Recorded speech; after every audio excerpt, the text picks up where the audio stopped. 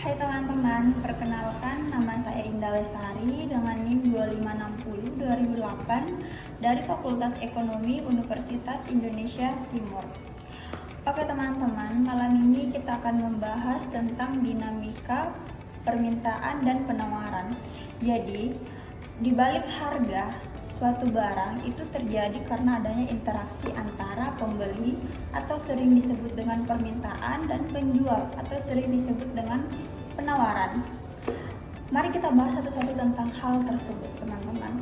Yang pertama, kita akan membahas tentang pembeli atau permintaan. Jadi, permintaan adalah jumlah suatu barang atau jasa yang tersedia di mana siap dibeli oleh konsumen di berbagai harga ketingkatan dalam berbagai aspek tertentu di mana menggunakan tema ceteris paribus. Apa sih hal tersebut? Jadi, singkatnya teman-teman seperti ini. Jika harga suatu barang naik, maka permintaan konsumen akan menurun. Begitu pula juga dengan sebaliknya. Jika harga suatu barang menurun, maka permintaan akan mulai naik. Mengapa hal tersebut terjadi? Itu dikarenakan dengan berbagai aspek, teman-teman. Yang pertama itu adalah efek pendapatan. Efek pendapatan, jika pendapatan konsumen atau masyarakat tertentu menurun tetapi harga naik, hal tersebut otomatis akan mengurangi daya beli masyarakat. Yang kedua adalah barang substitusi atau sering disebut dengan barang pengganti.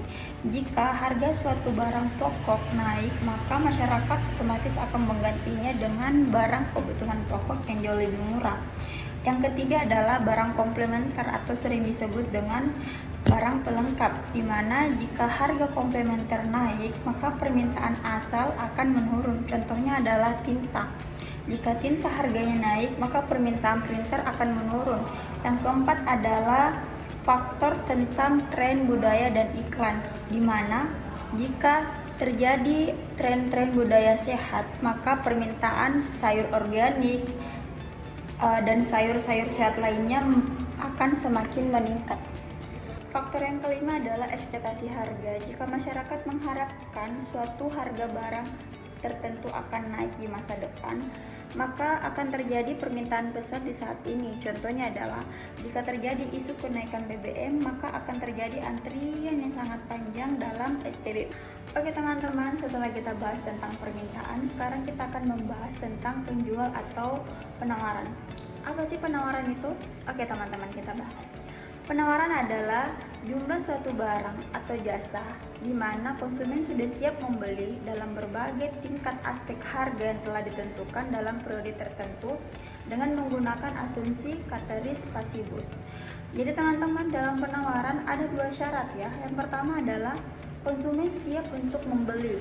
Yang kedua adalah produsen siap untuk memproduksi. Hukum penawaran adalah jika harga suatu barang naik, maka penawaran atau jumlah barang yang ditawarkan akan naik. Begitu juga dengan sebaliknya teman-teman.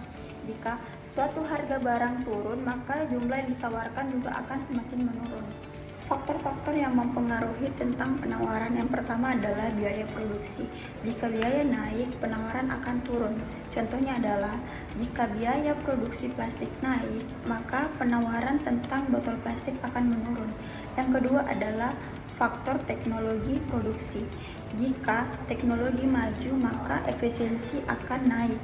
Contohnya adalah jika ada mesin otomatis kopi, maka akan menghasilkan kopi instan yang akan meningkat pesat. Yang ketiga adalah faktor alam atau iklim. Jika terjadi kekeringan dalam suatu pertanian padi, maka akan mengalami gagal panen. Otomatis penawaran tentang padi akan semakin menurun. Faktor yang keempat adalah ekspektasi harga produsen. Jika produsen mengharapkan harga yang tinggi di masa depan, maka produsen akan menahan stok, maka penawaran saat ini pasti akan menurun. Materi kita selanjutnya adalah tentang keseimbangan pasar.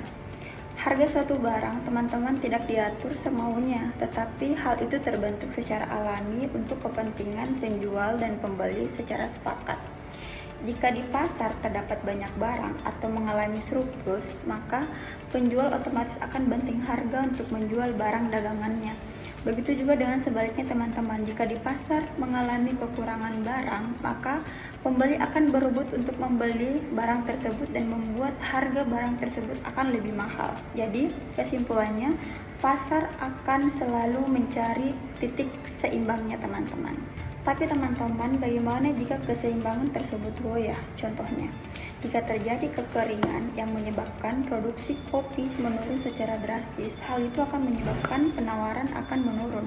Tetapi keseimbangan akan naik, namun kuantitas jumlahnya akan semakin menurun.